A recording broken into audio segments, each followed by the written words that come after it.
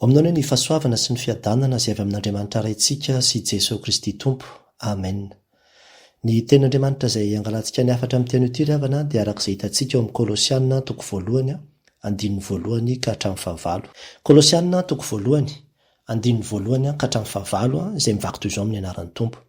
Paoly, apôstôlin'i Kristy Jesosy, noho ny sitrapon'Andriamanitra ary Timoty rahalahy, mamangy ny olona masina any Kolosia dia ny rahalahy mahatoky ao amin'ny Kristy.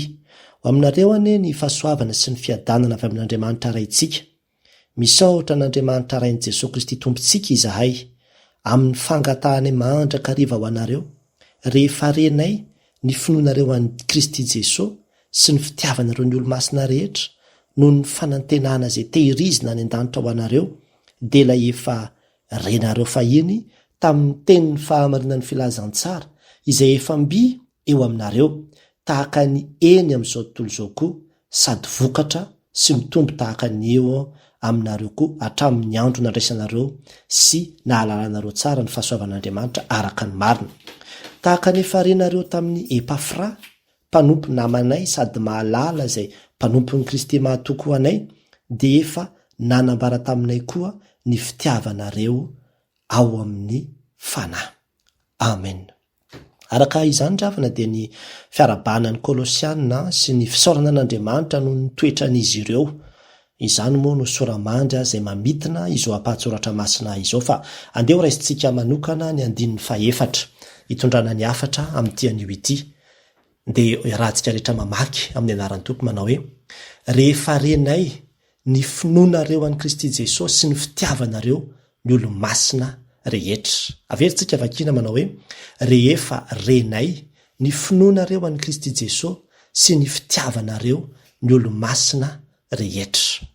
Fahamarinana roa ry havana no ndeha ho tsoahantsika avy amin'izany tenin'Andriamanitra izany. Ka ny fahamarinana voalohany izay hitantsika eto dia izao hoe: renay ny finoanareo an'i Jesosy Kristy, hoy Paoly tamin'ny kristianina tao Kolosia.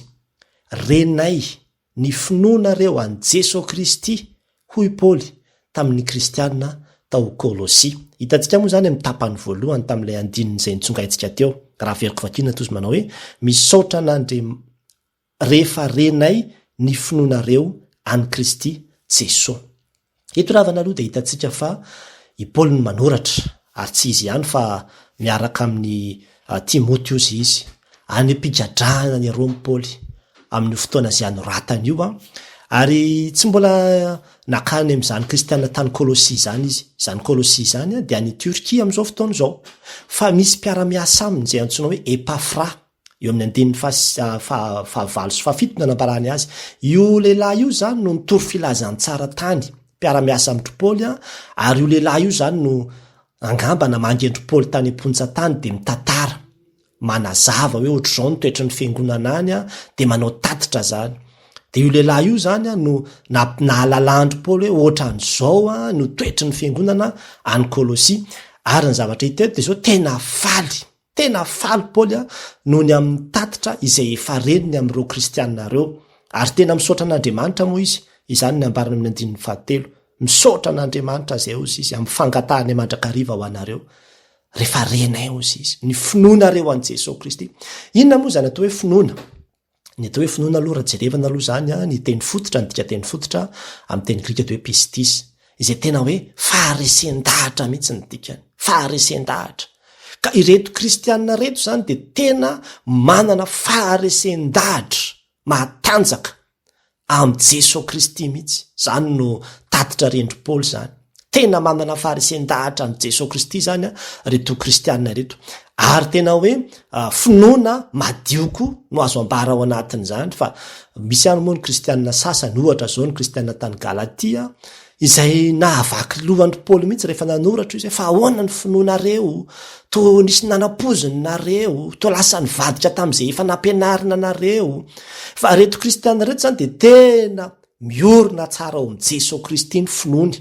Raha izay zany nazo ilazana azy, zany hoe tena nalaza ny dikany hoe efa renay dia zany hoe tonga ty aminay ny tatitra, fantatray renay ny lazan'izany finoanareo an'i Jesosy Kristy izany, fa tena matanjaka, modely, mampisaotra an'Andriamanitra ny finoanareo. Inona ravana ny lesona izay azo tika tsoahana avy amin'izany.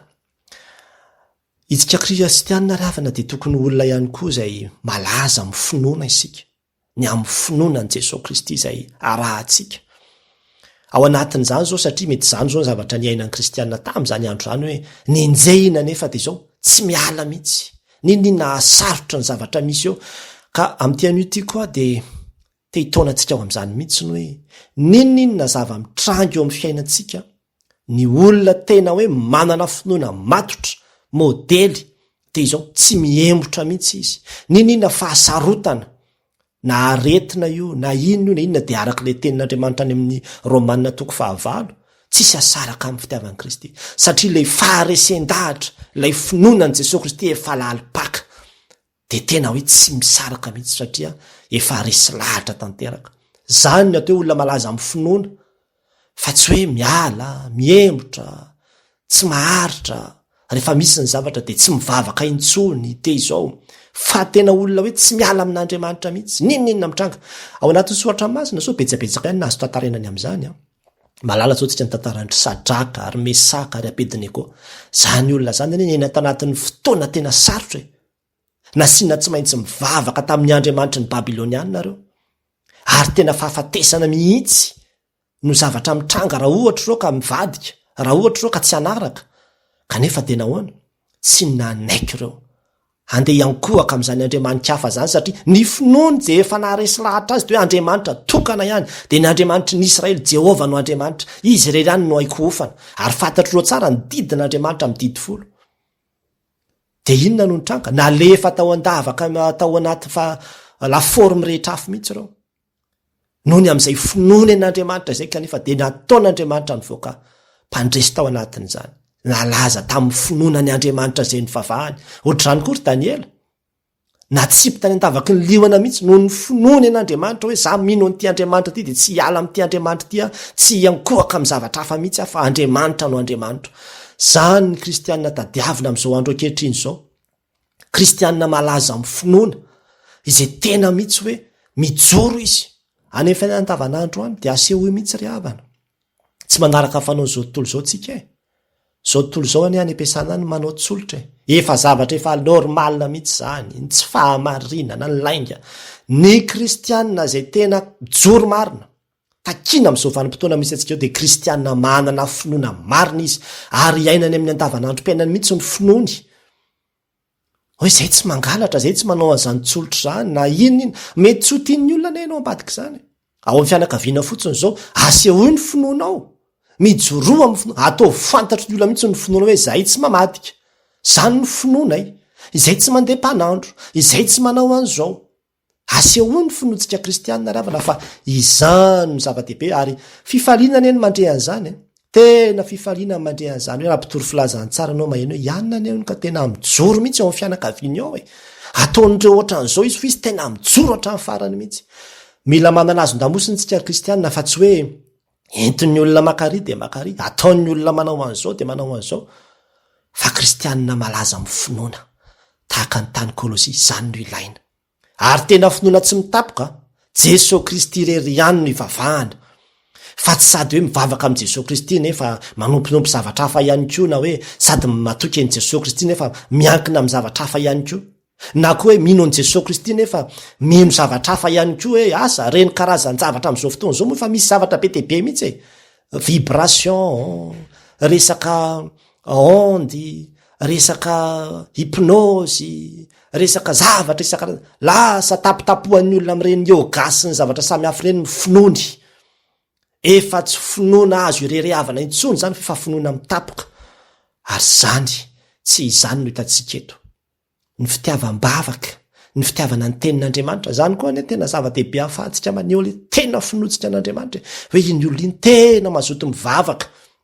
Zany ny olona manam-pinoana, fa tsy olona hoe tsy hita mihitsy izy, rehefa tsy hita mihitsy amin'ny fotoam-pivavahana dia ianao vedy hoe anam-pinoana nefa tsy hita mivavaka mihitsy. Mazoto amin'ny asa fanompoana, zany rehetrarehetra zany ry havana azo anehoana le finoana daholo. Ary zany mety ho hitan'ny Paoly, mety tatitra voarainy, mitovitovy amin'izany mety tatitra voarainy tamin'ireto kristianina reto, ka nahatonga azy hisaotra an'Andriamanitra noho ny amin'izy ireo. Ny fanontaniana mipetraka amiko sy aminao ary zany dia izao, inona ny mba mampalaza anao eo amin'ny fiarahamonina? Hoe malaza hoe manam-bola be ve? sa ino le malaza hoe ohatran'izao, ino le malaza hoe nanambadinindimy, inona ny mampahalaza anao.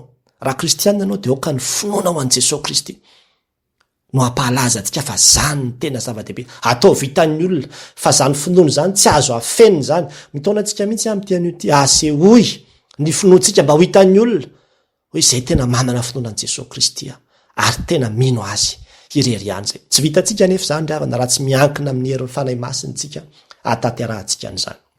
Ny famarinana faharoa izay hitantsika tokoa nefa dia zao hoe renay ny fitiavanareo ny rahalahy hoy Paoly tamin'ny kristianina tao Kolosia. Renay ny fitiavanareo ny rahalahy hoy Paoly tamin'ny kristianina tao Kolosia. Hitantsika ndray zany amin'ny tapany faharoa tamin'ilay andininy faefatra izay niraisintsika teo, sy ny fitiavanareo ny olo-masina rehetra. Etsika ravana dia mahita fa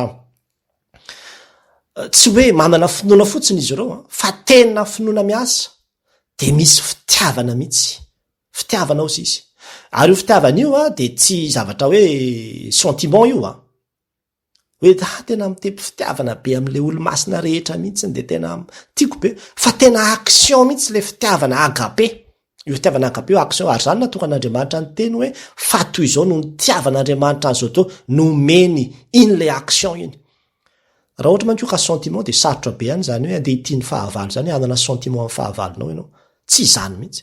Fa ny tian'Andriamanitra ambara dia hoe tena manao zavatra amin'ilay fahavalo mihitsy zany. Zay zany izy ka ny kristianina zany izay ambara eto dia tena mihitsy hoe manao zavatra izy. Asa angamba tamin'izany fotoana zany mety hoe sahirana ve ny kristianina tamin'izany zany dia mifanohana ve ry zareo, na koa asa mety hoe nanohana ny Paoly tany amin'izy migadra io ve reo, nandefa fanampiana ve reo sa ahoana, fa tena resy lahatra aloha Paoly hoe tena manana fitiavana ny rahalahy. Olo-masina moa ny ambarany eto fa le olo-masina raha jerevantsika any amin'ilay fiarabana izay ambarany amin'ny andininy voalohany dia ozy izy manao hoe mamangy ny olo-masina any Kolosia. Le olo-masina dia le olona izay ambara hoe olona efa nandray an'i Jesosy Kristy zany, olona mino zany reo dia no hamasin'ny Jesosy Kristy. Zay ny atao hoe olo-masina. Tsy hidirantsika lalina be moa aloha ny amin'izay fa ity le hoe fitiavana ity no tena ho resahana eto, fitiavana ny rahalahy. Izany hoe le olona mpiara-manompo, le olona mpiray finoana zany. Tena hita mihitsy zany ny fifankatiavana tao anatin'ny fiangonana tany Kolosia ka nahavaky vavan'ny Paoly renay tonga taty aminay ny tatitra tena malaza nareo amin'ny fifankatiavana. Didy vaovao tokoa manko no nomen'ny tompo dia mba hifankatiavana, ary zany ozy no ahafantaran'ny olona rehetra fa mpianatra ianareo. Hita tao amin'ilay fiangonana tao Kolosia zany satria ilay finoana an' Jesosy Kristy dia finoana velona ny azy ireo, finoana miasa. Inona ny lesona izy azontsika tsoahana avy amin'izany amin'izao fotoana izao ry havana? Tena mampalelo ny zava-misy fa fitiavan-tenany iny tena manjaka, fitiavana mitady tombony, fitiavan-karena, zany tena hita amin'izao fotoana izao. Ka na any amin'ny fiangonana aza dia lasa tsy hita intsony izay fitiavana izay. Ary eto ry havana dia tena antso an'ny fiangonana izao afatra izao. Tandremo hoe ny fitiavana ny tena zava-dehibe indrindra tokony ho hita ao anatin'ny fiangonana fa tsy zavatra hafa. Sao dia variana amin'ny zavatra hafa ny fiangonana dia adino ny fitiavana. Zavatra tena azo atao mihitsy zao ny resaka fanampina ny sahirana, ny marary, ny voavonja. Ary moa tsy zany ve nambaran'i Jesosy hoe izay ataonareo amin'ireny madinika mino arany, amin'ireny rahalahiko kely indrindra reny ozy izy. Zany tena zava-dehibe zany. Ary olona manana fitiavana io dia zay le mahafoy mihitsy, mamangy ny marary, mamangy ny voafonja, indraindray adino ny fiangonana zany. Everiny fiangonana fa tsy ho asany zany, ka rehefa tsy hanao an'izany moa ny fiangonana dia iza ny hanao an'izany? Iza no indrasantsika hanao an'izany raha tsy hanao an'izany ny fiangonana? Ny fiangonana mihitsy ny tena voalohany indrindra tokony hihevitra ny amin'izany, ary zany no tokony ho hita ao anatin'ny fiangonana. Ny fikarakarana an'ireny olona mahantra, reny olona tsy manan-kelofana, reny katrami reny, mba manana programany amin'izany ve ny fiangonana? Manana programany amin'izany koa ve isika kristianina? Fa isika koa aloha tsy afaka hiteny fiangonana zany fa tsy izahay. Fiangonana aloha voalaza eto fa ianao koa. Indraindray eo ambadika ny tranontsika eo misy olona tsy mihinan-kanina nefa ny hanina antsika ariana fotsiny. Aiza le fitiavana? Inona ny mba hatsiarovan'ny olona anao rehefa ho tsarovana ianao any? Ino le nanampy anay tamin'izao? Ino le nanome anay an'izao? Ino le rehefa krismasy dia manome anay kilalao? Ino le mizara zavatra ohatra anay rehefa ohatrao? Zany ny kristianina tadiavina amin'izao taonjato iainantsika izao. Fampiatranoana vahiny ho resahako kely ihany koa ty satria zava-dehibe ihany koa zany ary anisany anehoana ny fitiavana ihany koa io hoe fampiatranoana vahiny io. Ary tenin'Andriamanitra mihitsy zany hoe mahazo toa mampiatrano vahiny. Efa tsy zavatra lamaody tsony zany amin'izao fotoana izao a. Efa ohatrany hoe samy maka ho azy e. Zany ampiatran'olona zany fe hitady raharaha ianao raha mampiatran'olona zany amin'izao fotoana izao. Tsy miova ry havana ny tenin'Andriamanitra. Itsika kristianina dia mbola olona mazoto mampiatrano vahintsika ary tena fanehoana fitiavana mihitsy zany. Tena fanehoana fitiavana zany. Tena misy ane olona tena sahirany tsy mahita izay ale. Raha mba ao aminao moa izy aloha mandritra ny 2 andro na 3 andro ianao mba manampy azy. Zava-dehibe ane zany. Tena ho tsaroana ane zany. Ho tadidy ane zany. Ary zay fitiavana izay mihitsy napahalaza ny fiangonana tany Kolosia ary eo ka mba ho izany koa isika amin'izao andro ankehitriny izao. Ny fifanohanana eo amin'ny samy kristianina. Indraindray ambakain'ny olona zao tontolo zao sika. Ambakain'izao tontolo zao fa misy zao ny fikambanana miafina zay fikambanana maloto mihitsy. Tena manana fraternité, manana fifanohanana be mihitsy amin'ny zavatra ohatran'izany. Ny kristianina indray ny lasa variana. Dia ny kristianina indray ny lasa ohatrany hoe taraiky amin'izany fifanohanana sy fifanampiana izany. Nefa isika mihitsy ny tokony modely ao anatin'izany. Ary ao anatin'izany koa ny fahafoizana. Zany moa ka anisan'ny fitiavana ny rahalahy koa zany. Fahafoizana, ny fanomezana, fikarakarana, fifanampiana amin'ny lafiny rehetrarehetra. Isika samy kristianina mihitsy ravana ny tokony ho voalohany amin'izany. Ary zany no hitan'ny Paoly tamin'ireto fiangonana tany Kolosia reto ka nahatonga azy tena ho vaky vava mihitsy hoe renay ny fifankatiavana eo aminareo ao amin'ny fiangonanao reo. Tena zavatra mampisotra an'Andriamanitra zany. Ary zany no tokony ho hita amin'izao fotoana izao fa ny akabetsahan'ny fiangonana moa, eny tsy hoe ny akabetsahana fa maromaro ihany ny fiangonana zay. Toa lasa mifandramatra, toa miady, misy fitsitokotokoana. Ary tena misy olana be mihitsy asan'ny fiangonana sasany. Mampalahelo zany. Tsy izany fa fitiavana no ilaina. Tsy vitam-ponenana ny fiteny ozy ny irantsika ny fitorina filazantsara. Tsy vitan-dranomasy io fa tena mila fifankatiavana io, mila fifanohanana io. Ary tena tokony ho hita zany. Averiko ihany ny tenin'i Jesosy Kristy manao hoe didy vaovao no omeko anareo izy dia mba hifankatiavanareo. Ary aoka ho tahaka ny tiavako anareo mba hifankatiavanareo kosa. Fa izany no ahafantarany olona rehetra fa mpianatra ianareo raha mifankatia. Tsy ao anatin'ny fiangonana, tsy tokony omena lahatra ny toerana anatin'ny fiangonana ny fifankahalana, fa ny fifamelan-keloka, ny fifankatiavana.